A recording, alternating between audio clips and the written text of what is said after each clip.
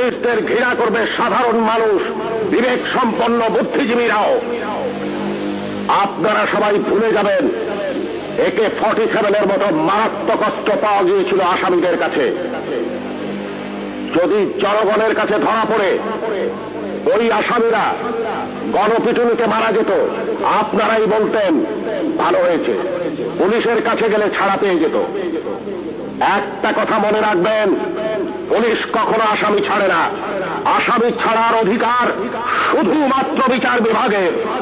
বলুন তো, AK-47 মতো রাইফেল কেন এদেশে আসবে, যা শুধু যুদ্ধক্ষেত্রে ব্যবহৃত হবে? কেন AK-47 বাংলাদেশে আসছে? কিসের আলামত? 9 শুটার বন্দুক কেন টিসিবির মাধ্যমে হাজার হাজার বন্দুক সাধারণ মানুষের হাতে তুলে দেওয়া হচ্ছে?